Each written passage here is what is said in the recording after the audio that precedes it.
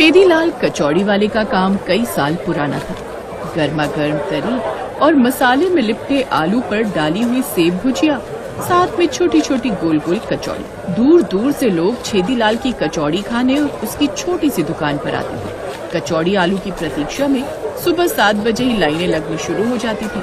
छेदीलाल थोड़ा गुस्सैल स्वभाव का था, इसलिए वो हर बात का उल्टा ही जवाब देता था। कुछ ग्राहक तो चुपचाप कचौड़ी आलू लेते और पैसे देकर साइड हो जाते, पर अगर कोई ग्राहक छेदीलाल से कोई सवाल कर ले तो भैया उसकी शामत आनी ही है। भैया थोड़ी जल्दी दे दो, ऑफिस को लेट हो रहा है एक्चुअली। जल्दी दे दो। ओ भैया ओ, ऑफिस तुम्हारा लेट हो रहा है तो मैं अपना नियम क्यों तोड़ूं? हैं? लाइन में आओ, लाइन में। उन भाई साहब के पीछे हो ना, उनके बाद नंबर आएगा। भैया उन्होंने बोला कि आप मेरे नंबर पर ले लो। हाँ भैया, मैंने बोला इन्हें ऑफिस को लेट हो रहा था, इनके बाद ले लूंगा मैं। है इनके बाद नहीं, अब उन सबके बाद जो लाइन में खड़े हैं। अब सबसे आखिर में मिलेगी तुम्हें कचौड़ी, समझे? चलो भैया आगे आओ, किसका नंबर है? जल्दी जल्दी आगे बढ़ो। भैया ये कचौड़ी वाला बहुत गुस्सैल स्वभाव का है, हम तो इसीलिए बहस नहीं करते। कचौड़ियाँ बढ़िया बनाता है, इसलिए चुपचाप कचौड़ी लेते और चले जाते हैं। बहन जी सही कह रही है, ये कचौड़ी वाला मन मर्जी का है, जो इसका मन कहता है वही करता है। ओ बहन जी ओ, कचौड़ी लेनी है तो आगे आओ। ये कोई रेस्टोरेंट नहीं है जहाँ किसी विषय को लेकर बातें और चर्चा के लिए कुर्सी मेज लगाओ। छेदीलाल का ग्राहकों से बात करने का यही तरीका था और उसकी कचौड़ी का स्वाद उसकी इस कमी को ढक देता था। कभी कभी छेदीलाल के मित्र जो उसे काफी समय से जानते थे, उसे समझाते तो वो उन्हें ज्ञान देने लगता। यार छेदी, तेरा ग्राहकों से बात करने का तरीका बहुत ही गुस्सैल है रे, इससे तेरी दुकानदारी पर असर पड़ेगा। मेरी मान, तू अपने गुस्से पर थोड़ी लगाम लगा, वरना किसी दिन तेरा गुस्सा तुझ पर भारी न पड़ जाए, बता रहा हूँ। गुस्सा तो बाद में भारी पड़ेगा, अभी तो तुम मेरी दुकान के लिए भी भारी पड़ रहा है। पहले तो उतर मेरी दुकान से, और सुन, दिख मत जाइयो आज के बाद मेरी दुकान पर, समझा? बड़ा आया मुझे सिखाने वाला। और हाँ, जो कचौड़ी पेली है उसके 40 रुपए देता जा। छेदीलाल के गुस्से की वजह से उसके दोस्तों ने उसकी दुकान पर आना बंद कर दिया। अब छेदीलाल की कचौड़ी तो मशहूर थी ही, तो कुछ फूड ब्लॉगर भी उसकी दुकान पर वीडियो बनाने आ ही जाते थे। भैया ये कचौड़ी और आलू की सब्जी आप खुद बनाते हो? तो भैया तुम्हें क्या लगता है कि कंप्यूटर बना देता है ये कचौड़ी और सब्जी? है मतलब कंप्यूटर को बोलो बना दो तो बन गई? नहीं, मैं तो ऐसे ही पूछ रहा था। आप तो नाराज हो गए। भैया आप सवाल ही ऐसे पूछ रहे हो तो जवाब भी तो ऐसे मिलेगा ना। एक सवाल और भैया, आपकी दुकान रात में भी खुलती है या सिर्फ दिन में ही खुलती है? रात में मेरा भूत बेचता है कचौड़ी आलू। तुम सोते हो रात में कि जगते हो? हाँ मैं तो सोता हूँ। तो मैं ना सोऊं फिर रात में? है बताओ। भैया आप तो हर बात में गुस्सा दिखा रहे हो। भैया गुस्सा तो आएगा ही, दुकानदारी के बीच में तुम इतने सवाल किए जा रहे हो, अब मैं हर सवाल का उत्तर याद थोड़ी रखूंगा। छेदीलाल के गुस्से का जब किसी को पता नहीं होता था तो वो इंसान उसकी दुकान पर आकर मुंह की खाता था। एक दिन छेदीलाल की दुकान पर एक नया ग्राहक आया। उसने कचौड़ी को हाथ से छू लिया तो बस छेदीलाल का गुस्सा 7वें आसमान पर था। भैया कचौड़ी में दिल ज्यादा नहीं है क्या? भैया छुई कैसे तूने? हैं बता, कचौड़ी को छुआ कैसे? पता नहीं कहाँ कहाँ हाथ लगाए होंगे, यहाँ वहाँ खुजाया होगा, उन्हीं हाथों से छू ली कचौड़ी। हाँ तो गलती से छू ली, मैं तो एक कचौड़ी खाने आया था। एक नहीं, अब सारी कचौड़ी तुम्हें ही खानी पड़ेंगी, बता रहा हूँ। अब ये सारी कचौड़ी तुम्हारी है, उठाओ ये सारी कचौड़ी। उठाओ, नहीं पैसे मत दो, बस ऐसे ही उठा कर ले जाओ, तुम्हारे चाचा की दुकान है? आए और कचौड़ी छू छा कर 10 सवाल पूछे और निकल लिए। अरे जब खानी नहीं होती तो आते क्यों दुकान पे? है चल भागे यहाँ से, फुट ले। बड़ा है मेरी कचौड़ी का तेल नापने वाला। बोल तो ऐसे रहा जैसे मुंह में तराजू ठूस कर आया है कि खाते ही तेल का माप पता चल जाएगा इसको। लो भैया लो, तुम्हारी 4 कचौड़ी। ठंडी तो नहीं है ना? ये ठंडी है, खाकर बताओ। नहीं, मैं तो ऐसे ही पूछ रहा था। अरे तो मैं भी तो ऐसे ही कह रहा हूँ कि खाकर देखो गर्म है या ठंडी, मैं कौन सा लड़ रहा हूँ। अरे आप पैसा देकर चीज खरीद रहे हो तो ग्राहक की सुविधा का भी तो ध्यान रखना है। सही है गर्म है ना? सही है गर्म है ना? हाँ बहुत गर्म है। ग्राहक झूठ बोल रहा था, सच तो ये था कि कचौड़ी बहुत ठंडी थी। भैया तुमने ठंडी कचौड़ी को गर्म क्यों बोला, बताओ? अरे भाई अब पैसे दे चुका था, कौन बहस करे इस गुस्सैल कचौड़ी वाले से। मैं तो लास्ट बार खा रहा हूँ यहाँ से, अब तो मैं इसकी दुकान से कचौड़ी खाने कभी ना हो। इतना लड़ाकू किस्म का इंसान है कचौड़ी वाला। कहते हैं गुस्सा इंसान का बहुत कुछ तबाह कर देता है। ऐसे ही एक दिन छेदीलाल ने दुकान पर आए एक ग्राहक को गाली तक दे दी। भैया आपकी दुकान पर रोजाना इतने लोग आते हैं, विश्वास पर आपसे कचौड़ी आलू लेकर खाते हैं, कम से कम आप उनकी सेहत का तो ख्याल रखते हुए साफ सफाई तो रखा करो भाई। आपकी आधी सब्जी तो बाहर गिरी रहती है, देखो कितनी मक्खियां ऊपर घूम रही हैं। आपको साफ सफाई का ध्यान रखना चाहिए। अबे तो तू क्यों स्वास्थ्य विभाग का अफसर बन रहा है बे, जो मुझे सिखाएगा कि मुझे क्या करना है और क्या नहीं? अरे भाई हो, तुम तो लड़ने पे उतारू हो गए, मैं तो सिर्फ साफ सफाई के लिए बोल रहा था। अबे तो बोला कैसे तूने? है आज तक तो किसी ने नहीं बोला, तेरी हिम्मत कैसे हुई बोलने की? बता तू कैसे हिम्मत कर रहा है? छेदीलाल ग्राहक को अपशब्द कहने लगा। अबे ओ बोल कैसे रहा है? गाली कैसे दे रहा है? एक तो गंदा सामान पब्लिक को खिलाता है, सब दिखता है सोशल मीडिया पर। तुम्हारी दुकान में कितनी गंदगी रखते हो तुम, गटर के ऊपर दुकान बना रखी है, गटर के पानी से ही सब्जी कचौड़ी बनाते होगे। ग्राहक कुछ ज्यादा ही बोल गया। फिर तो छेदीलाल ग्राहक को चिल्ला चिल्ला कर गालियां देने लगा। बात हाथापाई पर आती, इससे पहले कुछ लोगों ने ग्राहक को दुकान से दूर कर दिया। छेदीलाल उस दिन थोड़ा परेशान हो गया, क्योंकि कचौड़ी उसके पिता के जमाने से उसी छोटी सी दुकान पर बिकती आ रही थी, पर किसी ने भी आज तक इस तरह की बात नहीं कही थी। शाम को ग्राहक अपने अपने घर चले गए, पर छेदीलाल का मन दुकान से जाने का नहीं हुआ। छेदीलाल मायूस था। शायद उस दिन उसकी दुकान पर वो सब हुआ था जिसके बारे में उसने कभी सोचा भी नहीं था। छेदीलाल एक 60 साल का आदमी था। उम्र के साथ शायद उसका गुस्सा बढ़ गया था। छेदीलाल का वही दोस्त जिसे उसने कुछ दिन पहले दुकान से निकाल दिया था, दोबारा आया। छेदीलाल, कैसे हो तुम? तुम्हारी वीडियो देखी आज, किसी ने सोशल मीडिया पर डाली है। भैया, क्या मैंने जो कुछ भी कहा वो सब फोन में आ गया क्या? हाँ मित्र, तभी तो मैं तुम्हारे पास आया हूँ। देखो, मेरी बात को गलत मत समझना, बता रहा हूँ। ग्राहक भगवान समान होते हैं। अगर ग्राहक नाराज हो गया ना तो समझो भगवान ही रूठ गया। देखो छेदी, तुम्हारी कचौड़ी का स्वाद तो बेमिसाल है, और लोगों को स्वाद के साथ थोड़ा आदर भी चाहिए। अब सोशल मीडिया का जमाना है, एक छोटी सी बात पूरे शहर में फैल जाती, समझे? अगर तुमने खुद को नहीं बदला ना तो वो दिन दूर नहीं जब तुम्हारी दुकान पर भीड़ नहीं बदनामी होगी, समझे? हाँ यार, आज पहली बार ऐसा लगा जैसे सच में गलती पे था। सब कुछ आंखों के सामने घूम गया। पिताजी की मेहनत, मेरी दुकान, वो भीड़, और आज वो सब गालियों में दब गया। भैया, अब भी समय दोस्त, बदल सकते हो तो बदल लो। गुस्से को छोड़ दो, ग्राहकों को अपनाओ, और सबसे जरूरी बात, अपनी दुकान की साफ सफाई का पूरा ख्याल रखो। लोग प्यार से भी सीख लेते हैं, गुस्से से नहीं। उस दिन के बाद छेदीलाल ने ठान लिया कि अब बदलाव लाना है। अगली सुबह उसकी दुकान पर सफेदी हुई। साफ दीवारें, साफ फर्नीचर और बर्तन, और एक छोटी सी पंक्ति में लगे फूलों के गमले। सबसे ज्यादा चौंकाने वाली बात, छेदीलाल मुस्कुराकर लोगों से बात कर रहा था। धीरे धीरे छेदीलाल की दुकान पहले से भी ज्यादा चलने लगी। सोशल मीडिया पर छेदीलाल का नया रूप वायरल हो गया। गुस्सैल नहीं, मुस्कुराते कचौड़ी वाला। कहते हैं बदलाव कभी देर से आए तो भी अच्छा होता है, बस बदलाव सच्चे दिल से होना चाहिए।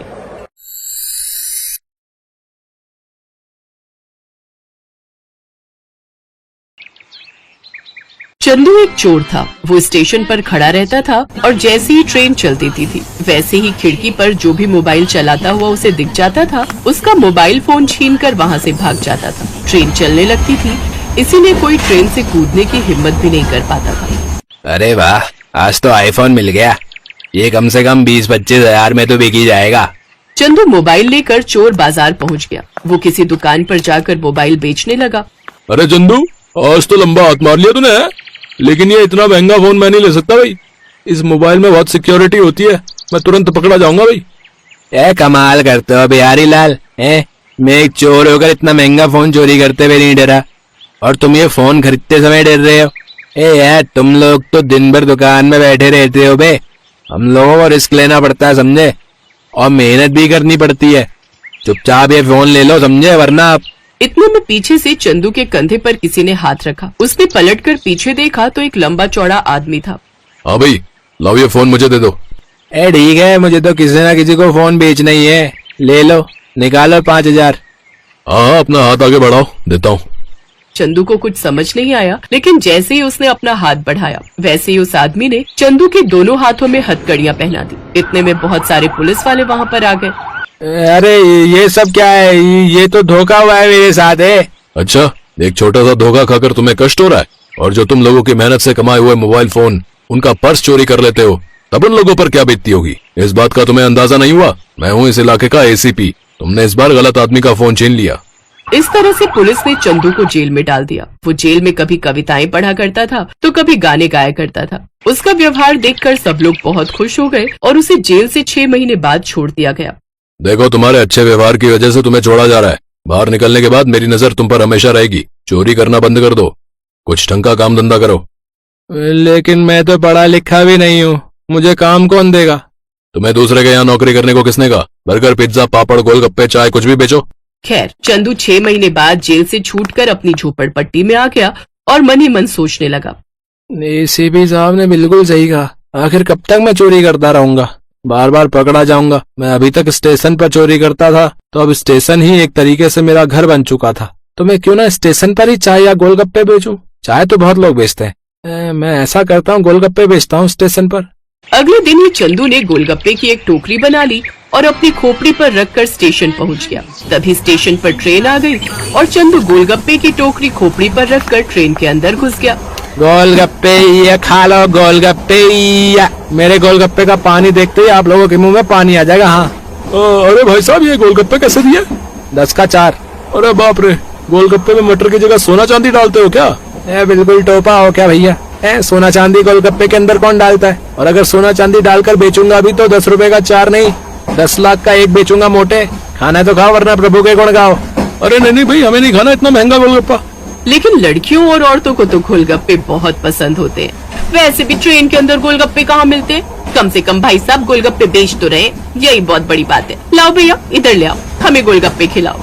दिन भर मेहनत करके उसने 300-400 रुपए कमा लिए, लेकिन जब वो घर पहुंचा तब वो ज्यादा खुश नहीं था और बहुत थक भी चुका था। पहले तो मुझे लगा कि चोरी करने से अच्छा गोलगप्पे बेचना होगा, लेकिन मैं एक प्लेट गोलगप्पे में सिर्फ 3 रुपए कमा पाता हूँ। इससे अच्छा तो मेरा चोरी का धंधा था। एक झटके में 3-4 हजार अंदर कर लेता था मैं। गोलगप्पे का सहारा लेकर ही कुछ अलग सोचना पड़ेगा। चंदू रात में प्लान सोचने लगा और सोचते सोचते सो गया और उसे एक आइडिया आया। सुबह उठकर उसने फिर से गोलगप्पे की टोकरी तैयार की और ट्रेन के अंदर घुस गया। गोलगप्पे ये 10 के 20 से, खा लो तीखे और चटपटे गोलगप्पे 10 के 20 से। 10 के 20 गोलगप्पे सुनकर ट्रेन में बैठे सभी यात्री हैरान हो गए। ओए गोलगप्पे वाले, इतने सस्ते गोलगप्पे क्यों बेच रहा भाई? 20 दिन पुराने खराब गोलगप्पे तो नहीं बेच रहा है? उस आदमी की बात सुनकर चंदू को गुस्सा आया। उसने उस आदमी से कहा, तुम लोगों को हर बात में समस्या होती है। महंगा बेचो तो भी दिक्कत, सस्ता बेचो तो भी दिक्कत। अगर मेरे गोलगप्पों में जरा सी भी खराबी निकली तो मैं अपनी बीवी तुझे दान कर दूंगा, पर अगर मेरे गोलगप्पे बिल्कुल ताजा निकले तो तुझे अपनी बीवी मुझे दान करनी होगी। बोल मंजूर है? ये कैसी शर्त है भाई? क्यों? अगर तुझे इतना ही कॉन्फिडेंस है कि मेरे गोलगप्पे खराब है तो डर क्यों रहा है? अरे भैया छोड़ो इन लोगों को, ये मर्दजात होती ही ऐसी है, हर बात पर शक करने की बीमारी होती है। इतने सस्ते गोलगप्पे बेच रहे हो तुम, आज के बाद तो मैं हर रोज इस ट्रेन में सफर किया करूंगी। जल्दी से हमें गोलगप्पे खिलाओ, अब रहा नहीं जाता। चंदू सभी को गोलगप्पे खिलाने लगा। धीरे धीरे वहाँ बहुत सारे लोगों की भीड़ लग गई। आदमी, लड़के, औरतें, लड़कियाँ सब उसके पास आ गए। भीड़ का फायदा उठाकर उसने लोगों की बहुत सारी पर्स मार ली। रात को जब वो घर पहुँचा और बैग खोला तो उसमें ढेर सारे पर्स थे। ये हुई ना बात। इस तरह उसके पास करीब 30,000 रुपए इकट्ठा हो गए। क्या बात है, ये प्लान तो कामयाब हो गया। एक ही दिन में 30,000। ऐसे तो कुछ ही दिनों में मैं लखपति बन जाऊंगा। तो ये उसका अब रोज का काम हो गया। सस्ते गोलगप्पे के लालच में लोग उसके पास भीड़ लगा लेते थे, जिसका फायदा उठाकर वो लोगों के पर्स बहुत ही आसानी से मार लिया करता था। ऐसा करते करते महीनों बीत गए। एक रात जब चंदू पर्स गिन रहा था तब उसे एक बहुत ही सुंदर पर्स दिखाई दिया। वो पर्स कुछ अलग ही लग रहा था और मजबूत भी था। अरे वाह, ये पर्स तो दमदार है, इसे तो मैं ही रखूंगा। अगले दिन फिर वो टोकरी लेकर स्टेशन पहुंच गया। ट्रेन के अंदर वो फिर से लोगों को गोलगप्पे खिलाने लगा। वहीं दूसरी तरफ एक आदमी ने जाकर आरपीएफ से शिकायत की। साहब, लगता है स्टेशन पर पर्स मारने का कोई गैंग आ गया है। अगर ऐसा कुछ होता तो हमें पता न चलता। यहाँ स्टेशन पर हर तरफ सीसीटीवी कैमरे लगे हुए हैं। अगर कोई चोर होता तो पकड़ा जाता। मेरा बेशकीमती पर्स चोरी हो गया है, मुझे लगा यही चोरी हुई होगी। तभी वहाँ चंदू आ गया और जोर जोर से आवाजें लगाने लगा।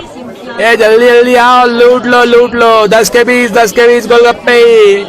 तभी आरपीएफ ऑफिसर की नजर उस पर गई। मैं काफी महीनों से देख रहा हूँ, ये पानीपुरी वाला जैसे ही आता है वैसे ही हजारों लोगों की भीड़ लग जाती है। हाँ साहब, आप भी एक बार चक्कर देखिए। आरपीएफ ऑफिसर उस आदमी के साथ चंदू के गोलगप्पे खाने चला गया। गोलगप्पे तो उसे बहुत पसंद आए। ये लो चंदू, पैसे काट लो। साहब 500 का नोट छुट्टे नहीं है क्या? अरे छुट्टे होते तो 500 का नोट क्यों पकड़ा था?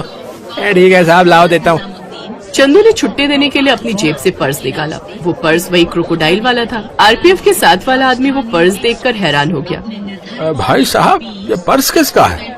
ये पर्स मेरा है, और किसका है? नहीं साहब, ये तो मेरा पर्स है। मैं इसी पर्स की शिकायत लेकर आपके पास आया था। मैंने मगरमच्छ की खाल से ये पर्स खुद बनवाया था। अच्छा, तो तू ही गोलगप्पे की आड़ में लोगों के पर्स मारता था। चल मेरे साथ। आरपीएफ वाला उसे थाने ले गया। वहाँ उसे वही एसीपी मिला। सर, यही वो चोर है जो अभी तक हजारों लोगों के पर्स चोरी कर चुका है। चंदू, मैंने तुझे समझाया था ना, फिर भी तू नहीं समझा। पिछली बार तो मैंने तुझे 6 महीने में छोड़ दिया था, पर इस बार तो लंबा अंदर जाएगा बे। तो इस तरह से चंदू चोर पकड़ा गया और उसे 20 साल की सजा मिली। इसीलिए हमें कभी भी गलत रास्ता नहीं अपनाना चाहिए। कभी न कभी तो पकड़े जाना ही है।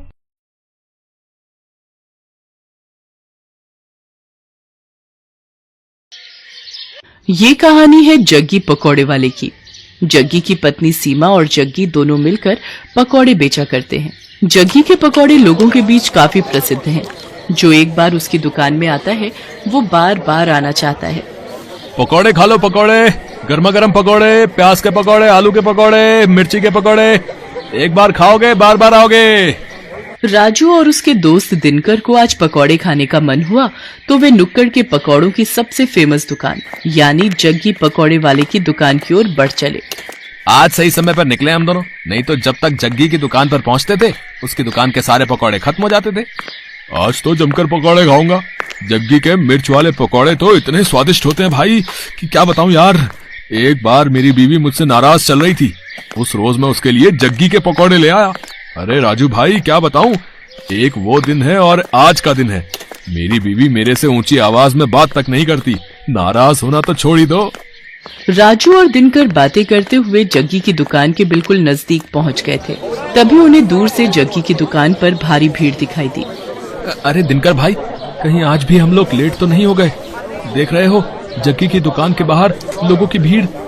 दिनकर दुकान की ओर देखता है, लेकिन एक बात उसे अजीब सी लगती है। उसने देखा कि दुकान के बाहर जितने लोग थे लगभग सभी के हाथ में डंडे थे, कुछ ने पत्थर भी उठा रखे थे। अरे राजू भाई, भीड़ तो दिख रही है, लेकिन भीड़ में लोगों ने डंडे और पत्थर क्यों उठा रखे हैं? कहीं कोई गड़बड़ है क्या? उन्हें कुछ समझ आता उससे पहले लोगों के जोर जोर से चिल्लाने की आवाज आने लगी और सभी गुस्से में कह रहे थे, मारो मारो मारो, इसे छोड़ना नहीं है, मार इसको, मार। उसके बाद दिनकर और राजू ने देखा कि वहाँ खड़ी भीड़ जग्गी को दुकान से खींचकर बाहर निकाल रही है। बाहर निकल, बाहर निकल, निकल। आज हम तुम्हें तुम्हारी हरकतों की वो सजा देंगे कि तू जिंदगी भर याद रखेगा।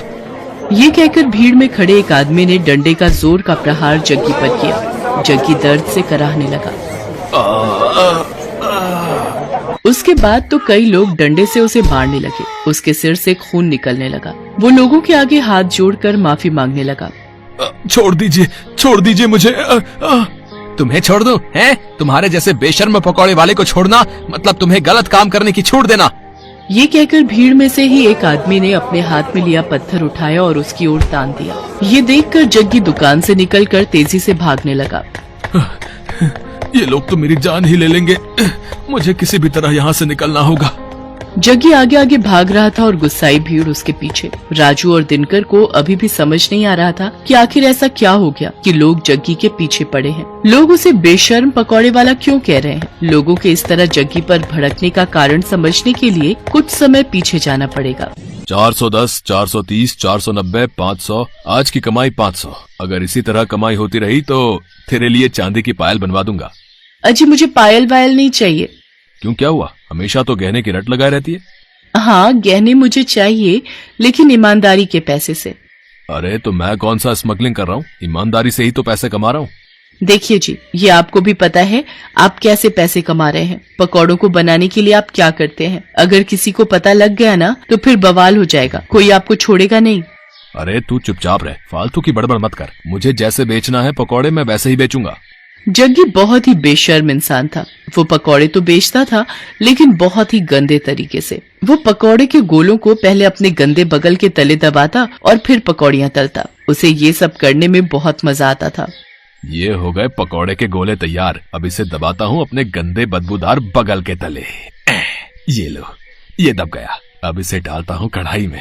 ये कहकर उसने पकौड़ों को कढ़ाई में डाला। कढ़ाई से निकलने के बाद उसने पकौड़ों की ओर गौर से देखा और मन ही मन मुस्कुराते हुए बोला, ये लो, ये हो गए मेरे असली पकौड़े तैयार। सीमा मुझे और बेसन दे, मुझे पकौड़ों के और गोले बनाने हैं। सीमा अपने पति को हर दिन ये गंदी हरकत करते देखती और उसे टोकती, लेकिन वो अपनी बेशर्मी से बाज नहीं आता था।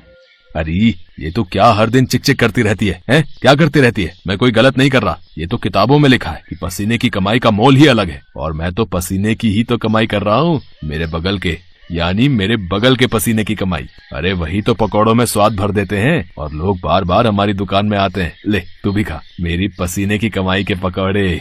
मुझे नहीं खाने आपके पकौड़े, लेकिन मैं अब भी कह रही हूँ आप ये बेशर्मी छोड़ दीजिए, नहीं तो ये एक दिन आप पर ही भारी पड़ेगी। लेकिन जग्गी पर अपनी बीवी की बातों का कोई प्रभाव नहीं पड़ता। वो अपनी बेशर्मी जारी रखता और अपने ग्राहकों को जो उस पर इतना विश्वास करते थे उन्हें पसीने से सने गंदे पकौड़े देता। समय इसी तरह बीत रहा था और जग्गी की बेशर्मी भी जारी थी। इस बीच सीमा गर्भवती हो गई। सीमा बहुत खुश थी। जग्गी भी ये खबर सुनकर बहुत खुश था। वाह सीमा वाह, देख रही हो भगवान की कृपा कैसे भर भर कर बरस रही है हम पर। हाँ देख रही हूँ, तभी तो आपको कहती हूँ अब तो वो काम छोड़ दीजिए, अब हमारा बच्चा आने वाला है।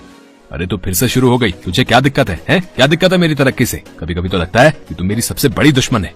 एक बार फिर से जग्गी ने अपनी पत्नी सीमा को चुप करा दिया और अपनी बेशर्मी में लगा रहा। लेकिन वो कहते हैं ना कि गलत काम कितनी भी चतुराई से आप करें, एक न एक दिन आपका भेद खुल जाता है और फिर उसके बाद आपको उन सारे पुराने गुनाहों का भी हिसाब देना होता है जो आपने किया होता है। एक दिन की बात है, जग्गी पकौड़े बनाने के लिए पकौड़ों के गोलों को अपने बगल के नीचे दबा रहा था और धीरे धीरे कढ़ाई में डाल रहा था। तभी दूर खड़े एक आदमी की नजर उसकी इस हरकत पर गई। अरे ये पकौड़ी वाला जग्गी क्या कर रहा है भाई? है? अरे छी छी छी छी छी, मुझे तो उल्टी आ रही है इसकी इस हरकत को देखकर। उसने चुपके से जग्गी का वीडियो बना लिया और फिर उसकी दुकान पर गया। ओए जग्गी, तू तो बड़ा बेशर्म है? तुम्हारे ग्राहक तुम पर इतना भरोसा करते हैं और तू उन्हें गंदे पकौड़े खिलाता है? गंदे पकौड़े? ये आप क्या कह रहे हैं भाई? ज्यादा भोले मत बन और सच सच बता, तू पकौड़ों को तलने से पहले उसे अपने बगल के नीचे दबाता है ना? छी छी छी छी, ये आप क्या कह रहे हैं साहब? भला ऐसा कौन करता है? मैं तो पूरी सफाई से अपना काम करता हूँ। क्यों सीमा, बताना साहब को। सीमा ने जग्गी की बात का कोई जवाब नहीं दिया, बस अपना सिर नीचे झुका लिया। वो ग्राहक समझ गया कि जग्गी इस तरह उसकी बातों को नहीं मानेगा। उसने जो वीडियो बनाया था वो वीडियो उसने लोगों को भेजना शुरू कर दिया। जिसने भी उस वीडियो को देखा उसे उबकाई आने लगी। छी छी छी, बाप रे, मैंने भी तो इसके यहाँ के पकौड़े खाए थे। वो ऐसे पकौड़े बनाता है, इस तरह से तो वो लोगों की सेहत से खिलवाड़ कर रहा है। वो वीडियो 1 से 10, 10 से 100 और 100 से फिर लाखों लोगों तक पहुंचकर वायरल हो गया। उस वीडियो को देखकर सभी को बहुत गुस्सा आया और गुस्से में वे सभी जग्गी की दुकान पर डंडे और ईंट पत्थर लेकर पहुंच गए। आज छोड़ना नहीं इसको, इसकी सारी बेशर्मी आज हम निकाल देंगे, मार देंगे इसे। हाँ, आखिरकार लोगों ने उसे पकड़ लिया। एक बार फिर से सभी उसकी पिटाई करने लगे। तभी उसकी पत्नी सीमा भागती हुई वहां आई और लोगों के आगे हाथ जोड़ते हुए उसने कहा, मैं जानती हूँ कि इनकी गलती माफ करने के लायक नहीं है। इन्होंने आप लोगों के विश्वास का खून किया है, आप लोगों की सेहत के साथ खिलवाड़ किया है, लेकिन आप लोग इन्हें मार देंगे तो मेरा बच्चा जो अभी मेरी कोख में है उसके सिर से पिता का साया उठ जाएगा। भगवान के लिए मेरे कोख के बच्चे पर रहम कीजिए और इन्हें छोड़ दीजिए।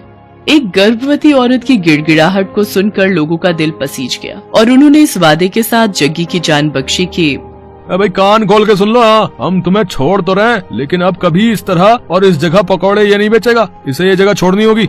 सीमा ने उनसे वादा किया। जग्गी को वो जगह छोड़नी पड़ी। जग्गी को बार बार उसकी गलतियों के लिए आगाह किया जा रहा था, लेकिन वो अपनी आदत से बाज नहीं आ रहा था और एक दिन उसी आदत के कारण न सिर्फ उसकी जान पर बनाई बल्कि उसे अपनी वो जगह भी छोड़नी पड़ी जहाँ उसकी दुकान बहुत चलती थी। आज जग्गी जहाँ भी अपनी दुकान लगाने की कोशिश करता है उसके पुराने कर्म उसकी राह में आ जाते हैं। अब उसे अपनी करनी पर बहुत दुख होता है, लेकिन वो कहते हैं ना कि अब पछताए होत क्या जब चिड़िया चुग गई खेत।